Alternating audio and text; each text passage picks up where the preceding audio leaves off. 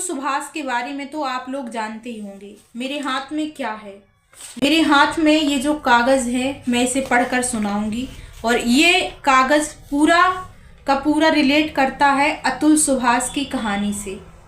कहीं ना कहीं ये कहानी भी उसी प्रकार की है और ये भी उस कहानी का एक छोटा सा हिस्सा है, पर कैसे हैं जानेंगे इस वीडियो में।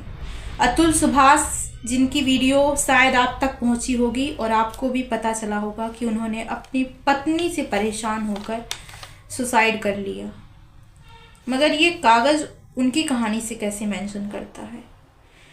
वो पहले इंसान नहीं है भारत में जो अपनी पत्नी से प्रताड़ित हैं। अब आप कहेंगे कि महिलाओं को प्रताड़ित किया जाता था, मगर पुरुषों को कौन प्रताड़ित कर सकता है? एक पुरुष भी प्रताड़ित हो सकता है, उसको भी मेंटली टॉर्चर किया जा सकता है। ये कहानी है दूसरी हमारे बड़े भाई की, जिनकी शादी होती है और शादी के 5 से 6 महीने बाद हमारी भाभी जी ने अपने मायके में जाकर दहेज प्रथा व प्रताड़ना का आरोप लगाया है। उन्होंने किस तरह से हमारे भैया को मेंटली हर तरह से टॉर्चर किया है, यहाँ तक कि काले जादू जैसी शक्तियों का भी पूरी तरह से इस्तेमाल किया गया है, बल्कि एक बार नहीं कई बार किया गया है।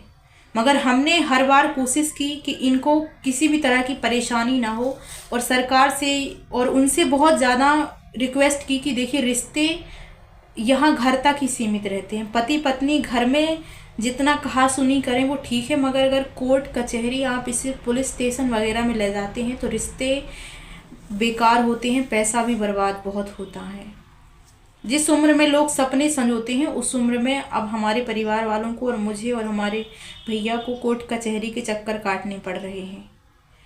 और पूरी कोशिश की समझाने की कि मत करिए ऐसा, मगर हमारे कुछ परिवार वालों ने, हमारे कुछ रिश्तेदारों ने और हमारी भाभी के परिवार वालों ने मिल करके दहेज प्रथा का आरोप लगाया है हमारे भाई के ऊपर। बहुत ज़्यादा जब कोई इंसान परेशान हो जाता है, उसके पास कोई विकल्प नहीं बचता है, तो वो आखिरी रास्ता चूज करता है कि अब हमारे पास सारे रास्ते ख़त्म हो गए, ये मरना ही एक सल्यूशन है। पर ऐसा नहीं है, कानून बदलना चाहिए। और अगर हम और आप जैसे युवा आवाज़ नहीं उठाएंगे तो शायद लाखों पुरुष प्रताड़ना का शिकार होते रहेंगे। राह चलते कोई लड़की आपको छेड़ने का आरोप लगा दे, आप सड़क पर जा रहे हैं, कोई लड़की खुद भी बदतमीजी करे मगर आपको फंसा दे झूठा। ये काफ़ी सारे केस हैं ऐसे, एक दो नहीं काफ़ी सारे केस हैं। कोई लड़का है जो पढ़ने में बहुत अच्छा है, परिवार में तरक्की कर रहा है, कुछ नहीं तो किसी न किसी ने, आपकी चाची ने, आपकी किसी रिश्तेदार ने या किसी औरत ने उसे झूठा आरोप लगा दिया कि हमें छेड़खानी कर रहा था। उस इंसान का भविष्य ठप हो गया। लड़कियां अपने अधिकारों का पूरी तरह से दुरुपयोग कर रही हैं। मगर ये मैं क्या दिखा रही थी, अब मैं ऐसे पढ़ के सुनाती हूँ। ये कागज़ आया है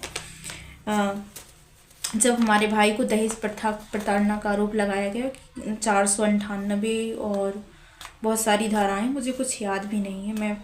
मैं आपको पूरा सुनाती हूँ कि क्या लगाया है। देखिए यहाँ पे भरण पोषण का लगाया गया है कि अनावेदक दयाशंकर पैसे वाला धनांग व्यक्ति है। मतलब हमारे भैया जो हैं वो पैसे वाले बहुत ही धनी व्यक्ति हैं। अब आप सोचिए कि इंसान जो बेरोज़गार है, जो खुद अपने परिवार की नौकरी के लिए दर दर की ठोकरें खा रहे हैं, जो हमारे परिवार ने किन स्थितियों से गुजारा किया है, लेकिन उनका कहना है कि बहुत ही पैसे वाला व्यक्ति है, जिनकी एक महीने की आय 82,000 है। एक बेरोज़गार इंसान 82,000 रुपये कहाँ से कमाएगा? अगर आपकी सरकारी नौकरी लगी है तो उसकी भी एक सैलरी फिक्स होती है कि इतना ही कमाएगा। 82,000 बहुत होते हैं, तो एक महीने का 82,000 रुपये कमाते हैं, जिसमें आवेदिका को 20,000 रुपये महीने का भरण पोषण दिलाया जाना उचित है। अब इस बात में कितनी सच्चाई है, कितना झूठ है, जितने लोग हमें जानते हैं वो जानेंगे। मेरा कहना है कि पहले आप हमारे घर आइए, फिर देखिए कि कितनी इनकम है और किस हिसाब से ये आरोप लगाए गए हैं। हम परेशान नहीं हैं, क्योंकि जाको राखे साइयाँ मार सके न कोई, सत्य में विजयते, हमेशा सत्य की विजय होती है। मगर सच को सच साबित करने के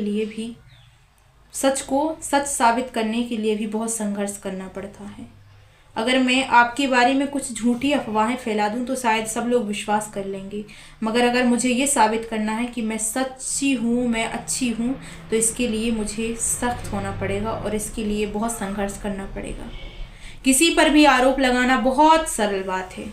राह चलते आप किसी पर कोई भी आरोप लगा सकते हैं, मगर उस इंसान को सच्चा साबित करने के लिए आपको बहुत संघर्ष। मैं कहती हूँ लड़कों से कि पूरी ज़िंदगी अकेले काट लेना, पूरी ज़िंदगी अकेले रह लेना, अपने माँ बाप की सेवा करना, खूब मेहनत करना, पढ़ाई करना, सब कुछ करना, मगर किसी भी लड़की से, उल्टी सीधी हरकतों वाली लड़की से कभी शादी मत करना, कभी भी नहीं करना। आपकी पूरी ज़िंदगी बर्बाद हो सकती है।